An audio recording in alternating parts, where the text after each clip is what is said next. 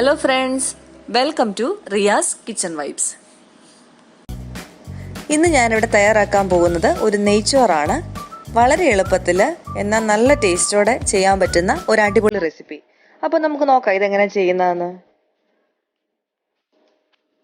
ആദ്യം തന്നെ ഈ റൈസ് ഒന്ന് വറുത്തെടുക്കണം. ഞാനിവിടെ ബസ്മതി റൈസ് ആണ് ഉപയോഗിച്ചിരിക്കുന്നത്. ഇത് വറുക്കാനായിട്ട് ഈ പാനിലേക്ക് കുറച്ച് എണ്ണ ഒഴിച്ച് അതിലേക്ക് കുറച്ച് നെയ്യും കൂടെ ചേർത്ത് കൊടുത്തിട്ടുണ്ട്. ഇതൊന്ന് ചൂടായി വരുമ്പോഴേക്ക് ഇതിലേക്ക് സ്പൈസസ് ചേർത്ത് കൊടുക്കണം.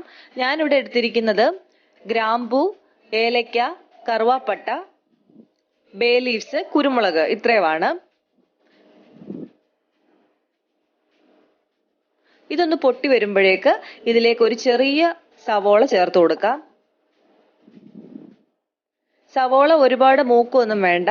ബ്രൗൺ കളർ ആയി കഴിഞ്ഞാൽ നമ്മളുടെ ചോറിന് വേറൊരു കളർ ആയിരിക്കും കിട്ടുക.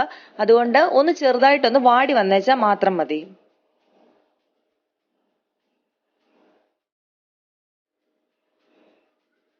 ഇനി ഇതിലേക്ക് കഴുകി വൃത്തിയാക്കി വെച്ചിരിക്കുന്ന റൈസ് ഇട്ട് കൊടുക്കാം. ഈ റൈസ് വാല വെക്കൊന്നും വേണ്ട, നന്നായിട്ട് കഴുകി എടുത്തിട്ട് ഇതിലെ വെള്ളം ഊർന്നു പോകാൻ വേണ്ടി ഒരു പാത്രത്തിൽ ഇട്ട് വെക്കണം. സാധാരണ നമ്മൾ ബിരിയാണിയൊക്കെ ഉണ്ടാക്കുമ്പോൾ കുറച്ചു നേരം കുതിർത്ത് വെക്കാറുണ്ട് അരി. അങ്ങനെ ചെയ്യരുത്. ഇത് കഴുകി എടുത്താൽ ഉടൻ തന്നെ വെള്ളം വാർന്നു പോകാനായിട്ട് വെക്കണം. അതിനുശേഷം ഇതുപോലെ വറുത്തെടുക്കാം. റൈസ് ആയോ എന്നറിയുന്നത് ഈ റൈസ് നമ്മൾ ഇളക്കുന്ന സമയത്ത് ഒരു കിലുങ്ങുന്നതായിട്ടുള്ള ശബ്ദം കേൾക്കും. അതാണ് റൈസ് കറക്റ്റായിട്ട് വറവായിട്ടുണ്ടെന്നുള്ളത് മനസ്സിലാക്കുന്നത്. ഞാനിവിടെ 3 കപ്പ് അരിയാണ് എടുത്തിരിക്കുന്നത്. റൈസ് നന്നായിട്ടായി വന്നിട്ടുണ്ട്. ഇനി നമുക്കിതിലേക്ക് വെള്ളം ഒഴിച്ചു കൊടുക്കാം. ഇത് ഞാൻ നല്ല തിളച്ച വെള്ളമാണ് ഒഴിച്ചിരിക്കുന്നത്. 1 കപ്പ് അരിക്ക് 1.5 കപ്പ് വെള്ളമാണ് കണക്ക്. അപ്പം ഞാൻ 3 കപ്പ് അരിയാണ് എടുത്തിരിക്കുന്നത്. 4.5 കപ്പ് വെള്ളമാണ് ചേർത്ത് കൊടുത്തിരിക്കുന്നത്. ഇതിലേക്ക് ആവശ്യത്തിനുള്ള ഉപ്പ് കൂടി ചേർത്ത് കൊടുക്കാം. റൈസിൻ്റെ ഗുണം അനുസരിച്ചാണ് നമ്മുടെ നെയ്ച്ചോറ് നന്നാവുന്നത്. അതുകൊണ്ട് നല്ല ബ്രാൻഡ് അരി തന്നെ എടുക്കാനായിട്ട് നോക്കണം. അതുപോലെ അരി ഒരുപാട് അങ്ങ് വെന്ത് കുഴഞ്ഞു പോവരുത്. അങ്ങനെ വന്നു കഴിഞ്ഞാൽ ഇത് കഴിക്കാനേ കൊള്ളാതെ വരും. ഇനി ഇതൊന്ന് അടച്ചു വെച്ച് വേവിച്ചെടുക്കാം. 1 ഗ്ലാസ് അരിക്ക് 1.5 ഗ്ലാസ് വെള്ളം കറക്റ്റാണ്. ആ ഒരു രീതി തന്നെ വേവിച്ചെടുക്കാനായിട്ട് നോക്കണം.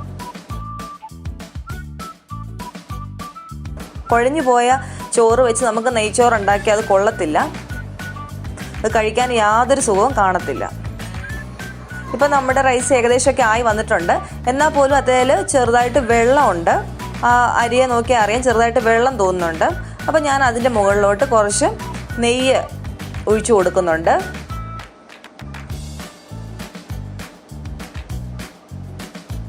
കുറച്ചുകൂടെ ഒന്ന് ആവാനൂടെ ഉണ്ട്.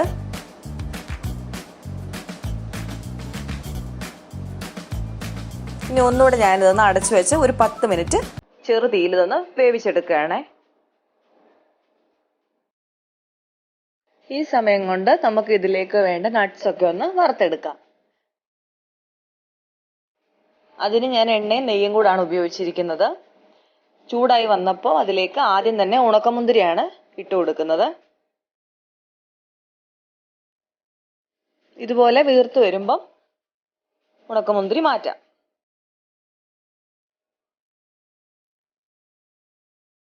ഇനി ഇതിലേക്ക് നട്ട്സ് ചേർത്ത് കൊടുക്കാം.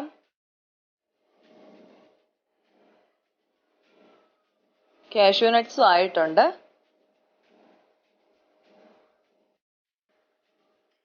ഇനി അരിഞ്ഞു വെച്ചിരിക്കുന്ന ക്യാരറ്റ് കൂടി ഒന്ന് ചെറുതായിട്ട് വഴറ്റിയെടുക്കണം.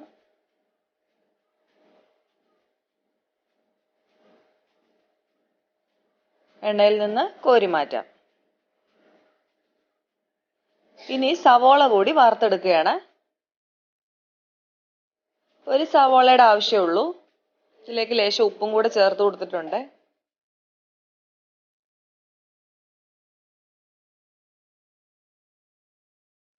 സവോള ഫ്രൈ ആയി വന്നിട്ടുണ്ട്. എണ്ണയിൽ നിന്ന് മാറ്റാം. ഇനി റൈസ് ആയിട്ടുണ്ടോ എന്ന് നോക്കാം. ഇപ്പോൾ റൈസ് നന്നായിട്ട് വെന്ത് വെള്ളമായി ഒന്നും ഇല്ലാതെ നല്ല പെർഫെക്റ്റ് ആയിട്ട് ആയി വന്നിട്ടുണ്ട്. നിങ്ങൾക്ക് കാണുമ്പോൾ തന്നെ അറിയാം, ഒന്നൊന്നേ തൊട്ടിട്ടില്ല. അതുപോലെ പെർഫെക്റ്റ് ആയിട്ട് വെന്ത് വന്നിട്ടുണ്ട്. ഇനി ഇതിലേക്ക് നമ്മൾ വറുത്ത് വെച്ച സവോളയും ക്യാരറ്റും കാഷ്യൂ നട്ട്സും കിസ്മിസും കൂടെ ഇട്ട് കൊടുക്കാം. ഇനി നമുക്കിത് പ്ലേറ്റിലേക്ക് മാറ്റാം. അങ്ങനെ നമ്മളുടെ അടിപൊളിയായിട്ടുള്ള എന്നാൽ ഈസി ആയിട്ട് തയ്യാറാക്കാവുന്ന നെയ്ച്ചോറ് റെഡി ആയിട്ടുണ്ട്. ഇതിൻ്റെ കൂടെ കഴിഞ്ഞ ദിവസം നമ്മൾ തയ്യാറാക്കിയ ആ ചിക്കൻ കൊണ്ടാട്ടവും കൂടെ ഉണ്ടെങ്കിൽ സൂപ്പറാണ്. എല്ലാവരും ഇത് തയ്യാറാക്കി നോക്കണം, എല്ലാവർക്കും ഇഷ്ടപ്പെടും. റൈസ് വേവിക്കുന്ന കാര്യം മാത്രം ശ്രദ്ധിച്ചാൽ മതി, കൂടുതൽ വെന്ത് പോവരുത്. അതുപോലെ തന്നെ നല്ല ബ്രാൻഡിലുള്ള അരി മേടിക്കാനും ശ്രദ്ധിക്കുക. അപ്പോൾ എല്ലാവരും ട്രൈ ചെയ്ത് നോക്കുക, എല്ലാവർക്കും ഇഷ്ടപ്പെടും. അപ്പോൾ ഇന്നത്തെ റെസിപ്പി എല്ലാവർക്കും ഇഷ്ടമായെന്ന് വിചാരിക്കുന്നു. ഇഷ്ടമായെങ്കിൽ ലൈക്ക് ചെയ്യുക, കമൻറ്റ് ചെയ്യുക, ഷെയർ ചെയ്യുക. പിന്നെ നമ്മളുടെ ചാനൽ ആരെങ്കിലും സബ്സ്ക്രൈബ് ചെയ്തിട്ടില്ലെങ്കിൽ പ്ലീസ് സബ്സ്ക്രൈബ്. ഇനി ഒരു അടിപൊളി ഡിഷുമായിട്ട് നമുക്ക് കാണാം. Thanks for watching.